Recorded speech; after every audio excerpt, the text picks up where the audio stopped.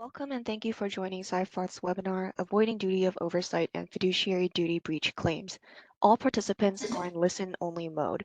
You are encouraged to submit questions throughout the program using the Q&A section located on the right side of your WebEx window. We will do our best to get to everyone's questions. Any unanswered questions will be followed up by email after the webinar. For those interested in CLE credit, an attendance verification code will be read during the presentation. Please write this code down. It will not be repeated and is required for CLE credit. Copies of the webinar recording and presentation materials will be distributed to attendees in the days following the webinar. At this time, I'd like to turn the program over to Greg Markell. Greg, you may begin. Thank you. And hello, everyone. Thank you for joining us today. We have, I think, an interesting topic, which goes to what you were just introduced to as the topic, but the duty of oversight is something that has evolved a great deal in recent years, and as well as we're also covering breach of fiduciary duty claims that don't go to oversight. So anyway, my name is Greg Markell. I'm a litigator at Seyfarth. I first of all am co-head of the securities litigation group. I am a head in New York only of New York litigation, and I am also on the litigation leadership team. I have been practicing in some of these areas for a number of years, even before I got to Seyfarth. I'm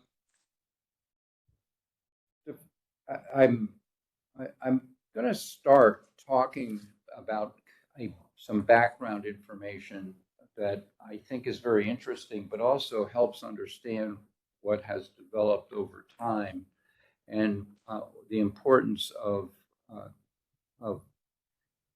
dealing with the oversight issue in a careful way. So back in, let's say, 10, 15, and 20 years ago, the amount of oversight done by the board on issues that they were not involved in and weren't aware of was very limited, and that meant that claims against directors and officers were pretty rare. And in 1996, a case came down called the Caremark case, and in that case, it was a case in Chancery Court in Delaware. The court ruled that they were going to dismiss a lawsuit by plaintiffs because the directors were unaware of a problem that existed at the company, and the directors were not responsible for doing not responsible for doing detailed research and understanding everything that was going on in the company, and nobody brought this particular problem to their attention. And for the next, let's say, 15, 20 years, what I saw as somebody practicing in these areas was that almost every motion to dismiss a claim relating to oversight by the board of directors was dismissed. And they typically quoted the Caremark case, which said, in effect, their directors are not responsible for doing research and knowing everything that's going on in the company. They are only responsible for not doing things that are improper, which would be breaches of fiduciary duty. In 2019, Delaware Supreme Court en banc and unanimously changed the law. And although they say they have said they weren't really changing the law, they were, and the result has been the rules have changed. And the way they have changed is as follows. Both in the original Caremark case, which was frowned on the fact that certain directors at the time of that case hadn't done anything to learn what was going on in the company. In today's world, the directors have a duty, and it's a duty of care and a duty of loyalty, and I'll go more into those in a few minutes. But under duty of care and duty of loyalty, directors have a duty to see to it that there is an information flow that comes to the board and senior officers, as we'll also see, to explain to them, that is to the board, what was going on in the company, particularly with two different kinds of situations. One situation is where there is what they call mission critical event, where there's a problem. Mission critical means that something important to the company's business, but somehow that was a word that entered into the vocabulary in Delaware for these cases. The other type of situation where they had a duty to look into it and stay on top of developments in the area, that is that the board did, was areas which presented high risks for the company, where there were, because of the very nature of the company, they had high risk areas. And there are different examples we could give. One or two would be an airplane manufacturer that has a large number of sales of planes. There has to be a very careful review of the building of those airplanes and the safety that has to be built into those planes to make them safe airliners. Another has to do with certain kinds of health risks that come up with a variety of different companies. So those are examples of places where there are risks. There are risks that the board has to keep track of, they have to stay on top of, and they have to get regular reports on. Another area where they have to do that is internal controls. A board has to stay on top of internal controls, make sure that they have people who understand how to do internal controls in their area of business and are actually doing that on a regular basis. And so all of those things have become much more organized and required since the Caremark case in 1996, and they particularly have come to light and been focused on in the 2019 Marchand opinion. So that's that evolution in the oversight area is what we're going to be talking about quite a bit today, all of us in one way or another. I do want to go over some of the duties of other duties of directors, and what I think I'll move on to that now.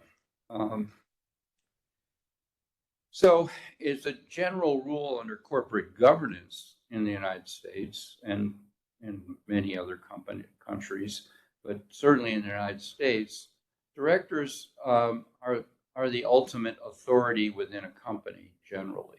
And there's very few things that they don't have the final word on. If in fact it's the directors are not conflicted and if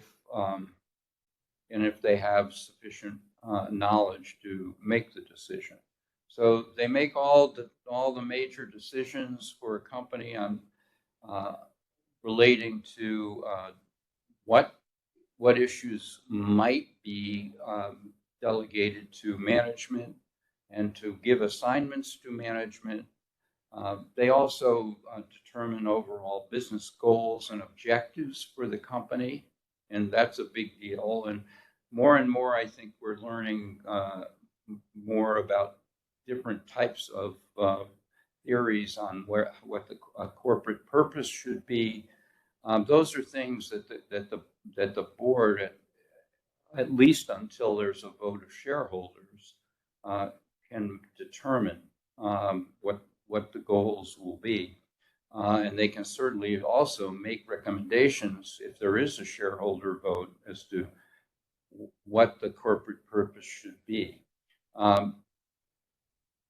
Then another area is they are responsible for overseeing utilization of resources and budgeting expenses for the company. They also should be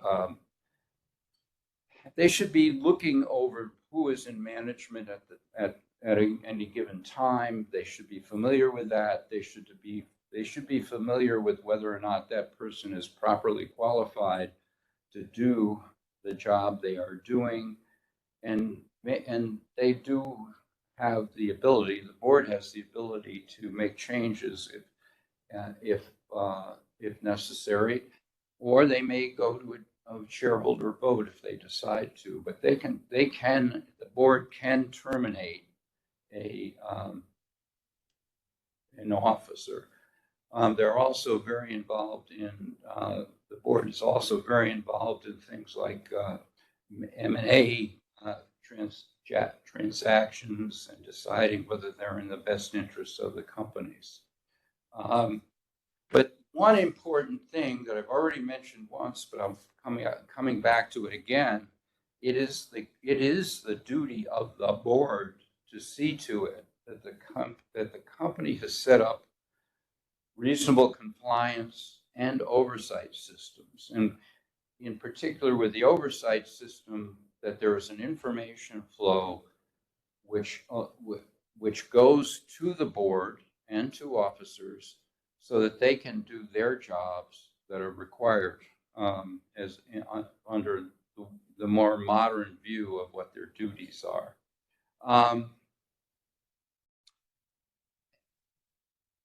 There are some other more detailed things about corporate governance and board duties we could talk about, but basically what we are talking about is any significant decision is ultimately for the board within a corporation in the United States today. Talk a little bit more about the different duties. The duty of care is very important given the topics that we're dealing with today. What the duty of care requires is that directors act in good faith and that they do at least a reasonable amount of investigation and thought process and discussion of making major decisions for the company. They don't have to learn every detail in every situation, but they do have to use a reasonable amount of care in getting the information they need to make informed business decisions. The next is duty of loyalty, and this has become a bigger deal in Delaware. I think Delaware has become more and more sensitive to things like conflicts of interest and also the actions of controlling shareholders. Directors who make the decisions do have a duty to act in the best interest of the corporation and its shareholders over themselves. So if they have an opportunity to invest in a business, they can invest in a business, but not if they're doing it at the expense of the companies of which they are a director.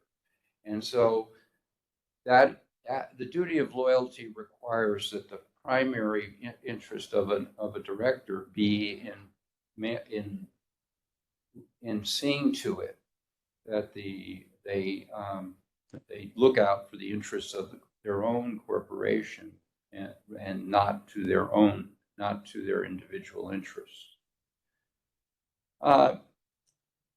There are a couple more which are less frequently talked about rather than compared to duty of care and duty of loyalty. But it's really important that there be a focus on the part of the directors on independence, that they're not conflicted in any way. I had already mentioned that it was getting stricter in Delaware. It's also other states. People have found, and I would volunteer that I think one of the reasons that it has gotten stricter in recent years is there have been some abuses of lack of boards where they lacked independence, particularly I think in the SPAC area, and I think that has resulted in the courts being much more sensitive to possible conflicts of interest on the part of board members and officers and others within companies. In a general sense, there's another duty called the duty to disclose or candor. The duty to disclose of a director typically is not the same as the duties that would be a corporation's duties to disclose. The corporation is disclosing things that are required, among other things, by the SEC. For the directors, typically the duty to disclose things publicly is limited to those things that are relevant to shareholder votes, so that normally the directors aren't required to disclose everything they know about a company, and unless they are taking part in deciding what to disclose to the SEC and the shareholders generally. But there are situations where more disclosure is required, and when they do come up, the directors have to be getting sophisticated advice to know what must be disclosed and what need not be disclosed. And then we have talked a lot already about the duty of oversight, and I don't think I need to explain what the duty of oversight is, other than it is the duty of oversight is to be watchful, to review what people at the company are doing, and what issues the company may be facing in their business and in their marketplace.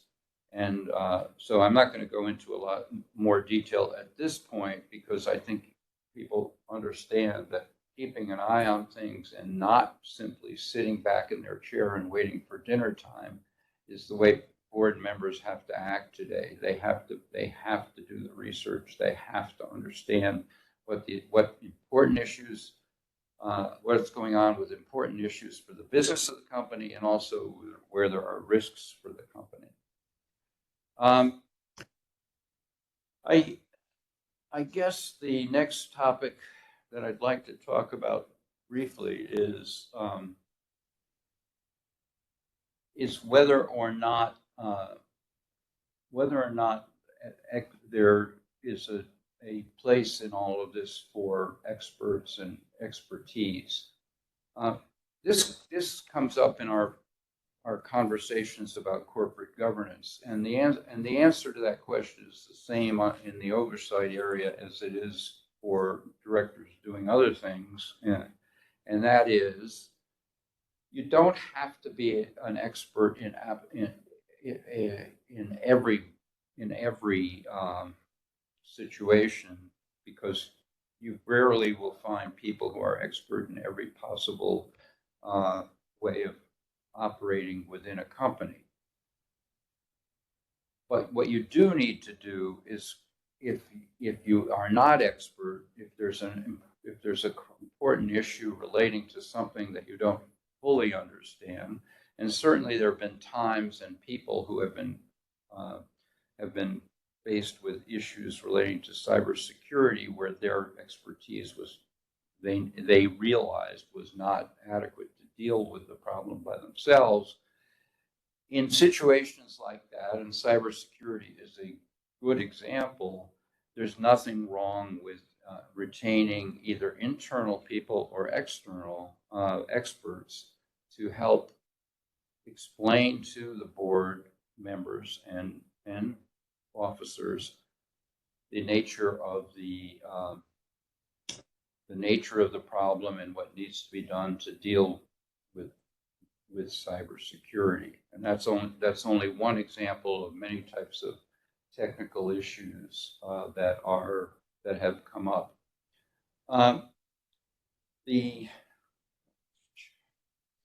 last thing I do want to quickly cover is that there also has been another development in the last few years in which oversight requirements are being imposed upon officers.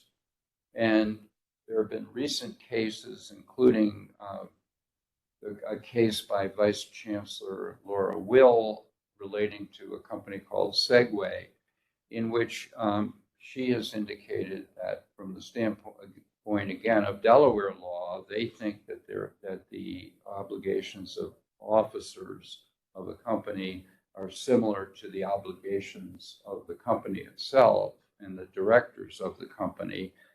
And so much of what I have said to you about the need for information flow to directors would also apply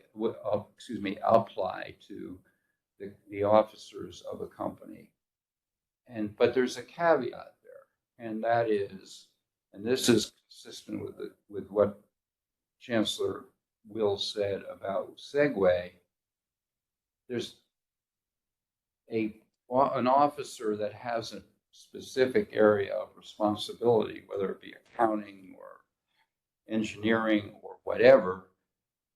They're only responsible for things that happen within their area of responsibility. So not every officer is responsible to keep up to speed and understand what's going on with respect to every area of the company.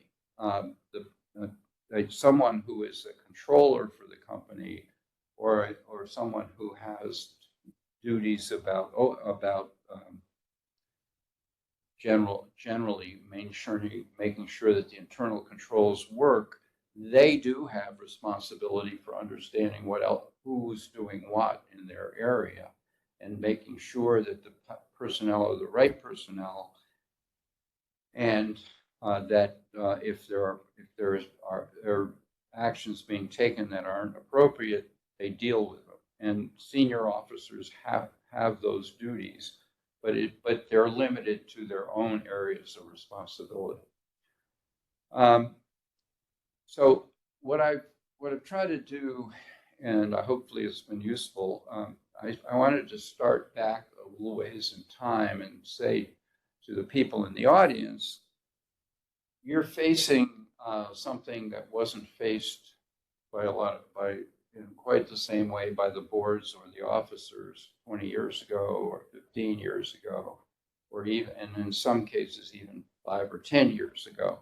And so I do recommend using various means to keep yourself apprised not only of what's going on in your company, if you're a director or officer, or a general counsel, but you also might consider consulting with experts like lawyers if about those issues, and on making sure you fully understand what some of the ramifications of the development of uh, the oversight requirements are. It's and I think for general counsel that must be a major undertaking, because you have to learn what you as general counsel are required to do, but you also have to learn what the board is supposed to be doing, and what senior officers are supposed to be doing, and give advice on those topics. I'm my best wishes to you. It's a big job doing all of those things. So that kind of leads into the topic of, well, what can we do as a company, whether you're a director, an officer, an employee, or a general counsel, or an inside counsel? And we're going to have Gina Ferrari cover those issues. Or what are the takeaways? What do you do to try and avoid liability in both oversight issues and liability for breaches of fiduciary duty? So when I joined Seyfarth, which is getting close to 8 years ago, and practiced for a long time before that. But when I got here about 8 years ago, one of the first people I met was Gina Ferrari. We had a big case that she helped me work on, and then more or less took over completely in San Francisco, involving securities class action against a number of different defendants. It was an amazingly complex case. Matt also worked on that case, and it wasn't easy dealing with 8 different defendants, and somehow Gina was able to become the leader of the discussions for all of those groups. She's a great trial lawyer. She works too hard, but that's the only complaint I know of about her. And it's for me, she's both a friend but also a great colleague to work with. And so I'm now going to turn it over to Gina. Thank you, Greg. I would add that the work that the three of us have done together with advising boards and working on governance is really relevant today, and it's always a privilege to talk with both of you and an audience about some takeaways and some best practices on that. So Greg set the table really nicely about what are your fiduciary duties, and really focused in on the evolution of the duty of oversight in the last 15 years. So I want to give you some takeaways. I'm going to start with one of the most important factors, and that's if you're a director and if you're an officer, please go out and get your own D&O policy. So you may think that the corporation has a policy that covers you. That's true. Not all sides of the policy may cover the work for which you may be at risk. And if the company is, for example, in bankruptcy, there are issues around whether or not that company policy can be used in your defense. So good best practice, go out there and get yourself your own D&O policy if you're going to be a director or on a special committee. And frankly, think about it if you're an officer at a high level. Now, the other takeaways are very specific to the duty of oversight, and I'm going to walk through them in the next 10 or 15 minutes. And it's for both directors and officers. I'm going to break it down between directors and officers. There, as Greg said, expanding duties for officers in the last few years. But again, that's really focused on what their specialty is and what their specific work is. Whereas the director takeaways are much broader, and it's a bigger lift. So without much further ado, I'll walk us through them. So the job of a director, and when we're talking about a duty of oversight, is to overall ensure compliance and make sure compliance systems are in place with internal controls. And that can't just be any system. It needs to be a system that focuses on what's mission critical, and we'll break this down, but Greg's already talked about that, and risks that are material to your very particular business, okay? And those systems need to be designed with a good faith belief that they're going to be reasonable and they're going to address these materiality issues and these mission critical issues. Okay, so it's very important that you as a board, when you're setting up your internal controls and your reporting structures, that again, it's good faith belief that those systems are going to address mission critical and material risks, and they need to be monitored. They must have regular reporting, and there must be appropriate delegation. And we're going to expand on each of those things. But I essentially like to think about your duty of oversight as a director as ensuring that each of the directors are well positioned to satisfy an oversight responsibility. And that requires periodic assessment of the board agenda priorities, related structures, processes, and controls, and making sure those are in place. So as Greg says, you as a director are well informed on a timely basis on matters that require attention. So again, that's a continual inquiry by the directors into whether or not your delegation of authority to management is reasonable, and whether or not you as a board member, a director, have received sufficient and accurate information so that you can act and or make a determination about those material risks and mission critical matters. So we're going to go through one by one some specific action items on that front, but they include identifying and monitoring these critical areas and significant issues, then implementing some oversight measures, assessing your board composition and qualifications. That also goes for your special committees and really looking at management, what you're delegating to management. That delegation of authority can be appropriate where it's in the interest of the company to do so, or where there's expertise. You should think about using the expertise within within not only your management, but getting outside third-party experts, and then building reporting structures that consider stakeholder interests, use the guidance of experts to make sure that those reporting structures are efficient, as we talked about, and provide information, and then continue to have and create a review system for these internal controls. So I know I gave you about, let's see, 10 different topics that the directors should be looking at, and takeaways and steps. So let's break them down. Let's start first with identifying and monitoring those critical areas and significant issues, right? This requires the directors to really understand the risks that are associated with the corporate strategy and business opportunities. So Greg gave a great example. If you're an airplane, you want the engines in the airplane to keep the plane in the sky.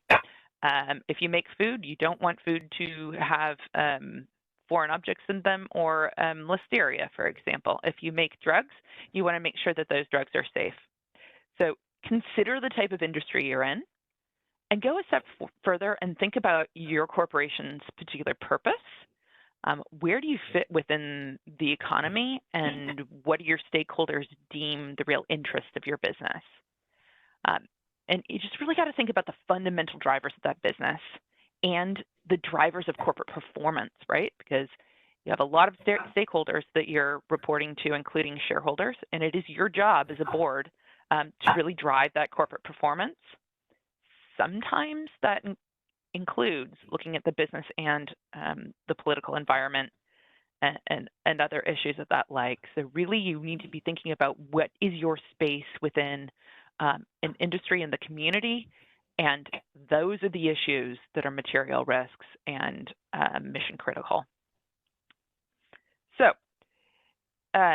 once you identify those, you need to have a program for overseeing those, some internal controls around them, and reporting structures, as well as people that are involved in that. So it's a bit of the who and a bit of the how. And so how do you start implementing these oversight measures? You must start with that mission critical and the materiality assessment, but you don't stop there. It's not one inquiry. And I think this is really important. You as a director have a duty, and your duty of oversight, to keep yourself informed of these high risk and significant issues. So when you're building these structures that we're talking about, you're taking into consideration these material issues, you need to know that you've got to readdress them early and often. So you're going to create regular scheduled updates, and you're going to implement reporting protocols so that you get timely updates, not only on the things that you're monitoring, but how you're going to respond to major incidents and new risks. So it requires some really in-depth thought about how you're going to proceed.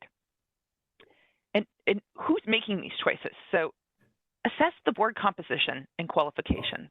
Who are your other directors?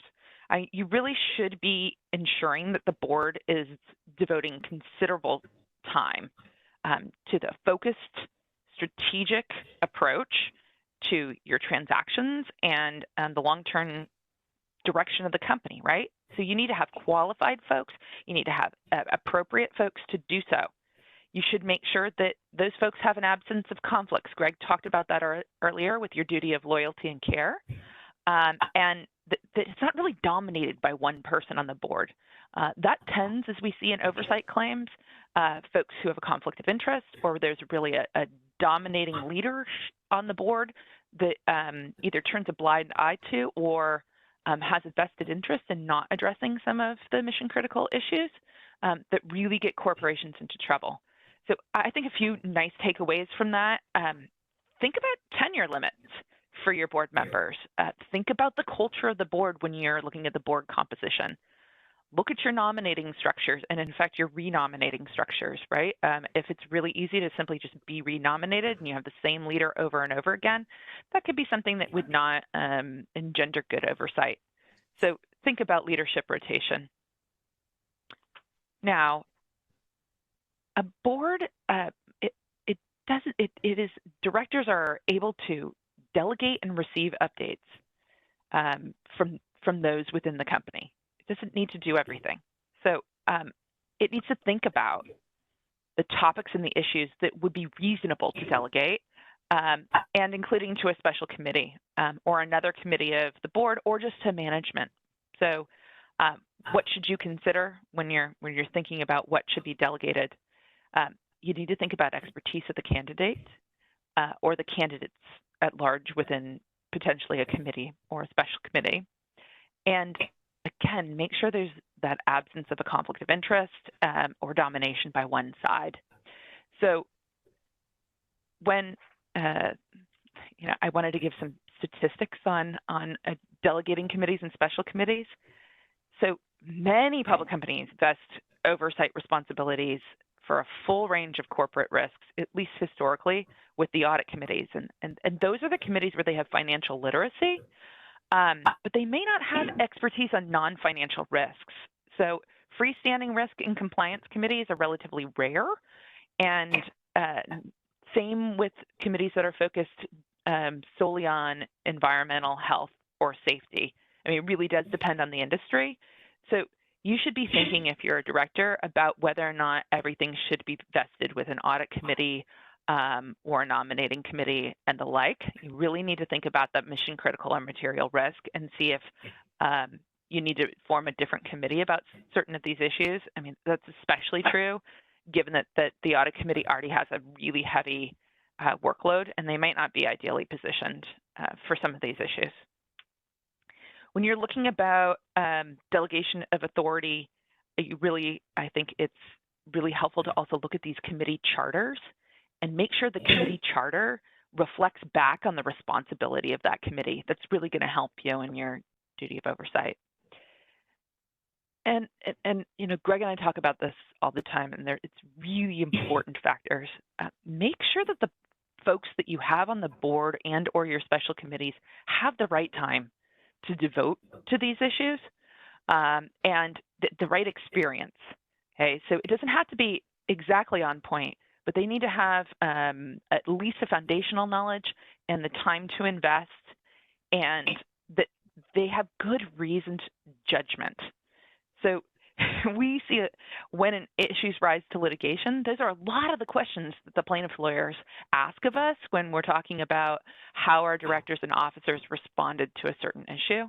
And what really comes out is the essence of whether or not your directors, your special committee members have the right judgment to deal with these mission critical and material risks. So I did mention that you should put folks on these committees that are experts, but you can also engage outside third-party experts. Matt's going to talk a little bit about experts and the business judgment rule in a little bit, so I won't steal his thunder on that. But absolutely consider third parties and outside advisors for guidance and for advice on how to handle critical issues and risks, and helping you figure out what is material and review exactly what your internal controls are. So the board does have to exercise all of their fiduciary duties when deciding to engage an expert. So you need to be really thoughtful about the cost, what kind of expert this is an expert really needed? And one of my favorite topics, which we don't have time for today, is whether or not engaging that expert means that maybe the privilege is waived or will need to be waived. And again, putting processes and structure around how you're working with that expert to, at least for the time being, make sure that your analyses aren't made public. So I have talked a lot about building reporting structures, and that's essential when we're talking about the duty of oversight. So the board needs to arrange for an adequate information flow. That's it at its essence, right? So it needs to consider what information it needs to be able to look at these mission critical and material risks, how it's going to receive that information, and when it's going to receive that information. And again, how often. So these reporting processes should be clear and easy to understand. They shouldn't be unduly dependent on management discretion. And again, you should really think about third-party review here. In taking all of these steps, there really needs to be a consideration of stakeholders. So I'm sure those listening have been listening to or been hearing about stakeholder interests and the expanding stakeholder interests in the last few years. Really, when you're considering what opportunities and risks are going to arise, you should really be looking at heightened stakeholder interest that, again, is particular to the company, your market, your employees, the company's touch points on the community, and your shareholders, who may all overlap. So it's important to engage all these stakeholders as you continue to review your reporting structures and your internal controls. So again, you should definitely think about hiring not just experts that are in accounting and other areas within that are appropriate to your company, whether it be safety, whether it be compliance, whether or not it be you're in a service industry and what your effect is on the public. But you often need to hire lawyers for some of these issues. And Greg alluded to this before. When you do that, you'd be really, really thoughtful about exactly what you need the lawyers for. Are they avoiding litigation risk? Are they helping you with compliance? And how will you document that? How will you communicate with them? And how will you protect privilege? The last for directors is really talking about these actual internal controls that I've been highlighting a couple times today. So these controls, they need to exist and they need to have prompt reaction. In fact, I really think it's important here to think about, for example, how the company is going to respond in crisis management, right? What's going to be the continuity of leadership? Who's going to respond? General internal controls should consider that you're getting sufficient information that's monitoring and helping compliance, on company policies, governmental laws, and regulations. So, again, it's just so important that you continually re-perform an assessment of those systems and internal controls, because what's material today may not be material tomorrow, or there might be an additional risk. Again, as we have stakeholders have a lower barrier to entry in influencing how a company performs, you really need to be monitoring your internal controls frequently. I will talk about officers in a second, but I really would like to add one more thought on this, and it's minutes. Leo Strine wrote a really nice article for the Harvard Law School Forum recently, and he talked about corporate minutes, and more minutes are more minutes, and they're better. So we could have an entire webinar on corporate minutes, but when we're talking about the duty of oversight, better, more comprehensive minutes that show that you as a director did your very best in order to monitor, control, and identify material risks, mission critical issues, really stave off those oversight claims. So really, as another takeaway, be really thinking about how you focus on your corporate minutes. So before I pass off to Matt, I wanted to make sure that we talked a little bit about your duty of oversight as an officer. So again, the board oversees management, and they really shouldn't dictate actions that should clearly be within management's purview. And so if you're an officer in management and you have a very specialized focus, that is where your duty of oversight should remain. It is not broader to the entire corporate risk and opportunity. So you also have the same fiduciary duties. They're very similar as to directors if you're an officer. It's just the breadth and scope of those obligations are usually less wide and less stringent. So you too, as an officer, need to monitor the issues and those risks that are in the areas of which that are in your scope of authority. Okay? And you need to put structures around that. So you'll need to identify business risks within the scope of your authority, get regular reports, give regular reports, and again, document.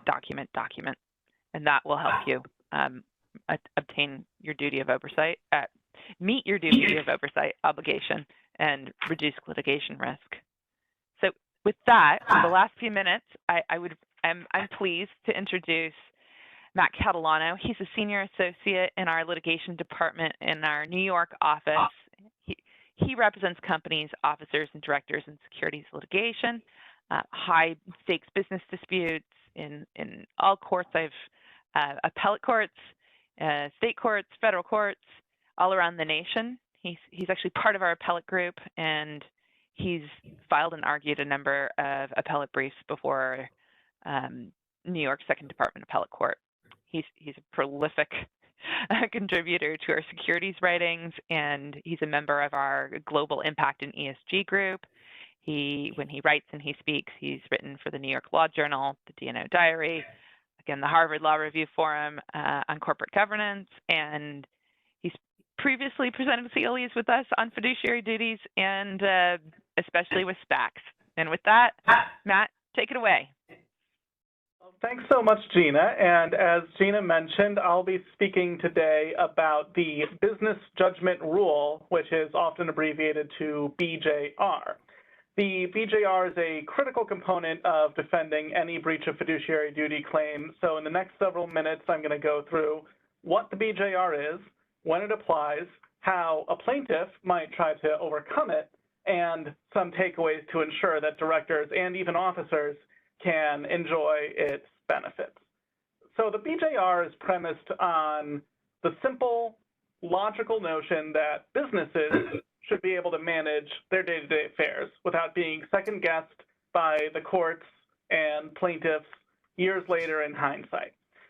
If a director or even an officer is acting in good faith, does not have a personal interest in the outcome of a specific action, and is making a reasonably informed decision, then it stands to reason that even if there's a bad outcome later on, that does not mean that the director or officer breached their fiduciary duties, much less that a plaintiff can swoop in and make a derivative action claim or other breach of fiduciary duty claim. Now, most cases involving the BJR are about directors, and most of the conversations around the BJR is with respect to how it protects directors, especially under Delaware law. But as Greg and Gina have both mentioned, there's also been an expansion of fiduciary duty claims against not just directors, but also non-director officers. And of course, some directors are also officers in some circumstances. So while the Delaware Supreme Court has not weighed in on this explicitly, there are cases where courts, including the Delaware Chancery Court, have applied the business judgment rule to officers as well. And officers, just like directors, should take steps to avail themselves of the BJR's protections, which are candidly best practices regardless and something that everyone should do. Ultimately, the benefit of the BJR in litigation and from a litigation perspective is that a court that's applying the business judgment rule is going to find that any breach of the duty of care requires gross negligence. And gross negligence, it's more than just simple carelessness. It's, to quote, reckless indifference or actions that are without the bounds of reason, end quote. So that's a very high threshold to meet, and one which enterprising plaintiffs will do their utmost to avoid so that they can try to win their claims without having to show reckless indifference without the bounds of reason. Ultimately, the BJR is a presumption, and presumptions can be rebutted. So how does a plaintiff rebut the BJR? A few ways. Some, which are, kind of to be expected and intuitive, are self-dealing, conflicts of interest, fraud. Remember, the BJR, it's meant to protect the legitimate business decisions, not bad faith decisions or decisions that are for one's own personal benefit over the benefit of the business, right? That's not what the business judgment rule is designed to protect. But one other way that is less obvious than those is a showing that the decisions were not informed decisions. And baked into the business judgment rule is the premise that directors and officers are acting with reasonable diligence in informing themselves about the relevant facts and circumstances in their decision making. And it's these informed decisions that the business judgment rule seeks to protect. So if the business judgment rule is rebutted, then rather than apply a gross negligence standard, which is a very defendant-friendly standard, a court would then likely apply what's known as an entire fairness standard, which is a much more plaintiff-friendly standard that puts the burden on the board to establish fairness. And is one that the plaintiffs will try to say applies in every case, though oftentimes doesn't. So with that in mind, directors and officers should have systems and processes in place from the outset so that if their actions are scrutinized by a court later, which directors and officers should always assume every action that they ever take is going to be scrutinized by a court later, the court will apply the much more deferential business judgment rule and not have any reason to even think it needs to apply the entire fairness standard. So some of these safeguards include establishing a special committee of independent and disinterested directors to take actions without input from potentially conflicted persons, and where a controlling shareholder might have an appearance of receiving a benefit in a transaction, requiring a vote of the majority of non-conflicted shareholders to approve a transaction. It can also include, where applicable, obtaining a fairness opinion from an independent source. And finally, and this is just going to reiterate a lot of what Greg and Gina mentioned, make informed decisions. So as Greg mentioned, nobody is an expert in everything, right? Even the most qualified board members will need to be informed in order to make informed decisions. And as Gina mentioned, that can include hiring experts to inform you.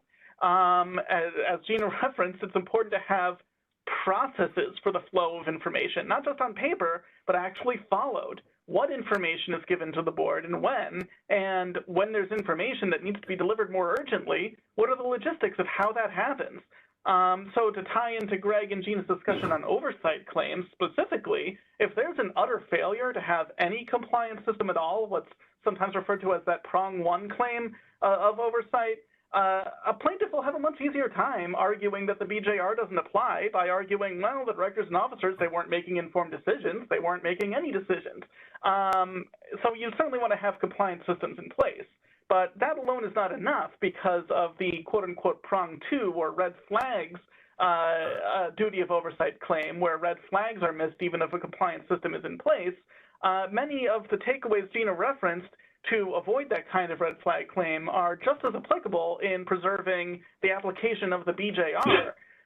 Directors and officers should implement measures that lead to good faith, informed, non-conflicted decisions.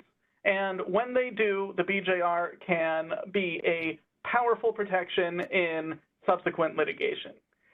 So with that, if we could put up the CLE slide, I'll read the CLE code, but don't go anywhere because we will have 5 minutes remaining to turn to some Q&A.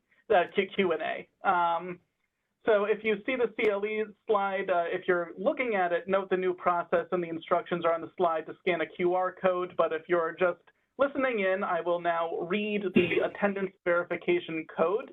It is SS, S as in Seyfarth, S as in Seyfarth, 4251. That's SS as in Seyfarth Shaw, 4251. Okay, and so with that, I'll open it back up to the questions that we've been getting in. Looks like everybody wanted to see some of the article on board minutes, and it's a good read. So I put it in the chat for everyone rather than just responding directly to Julie.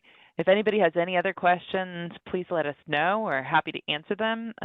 You know where to reach us.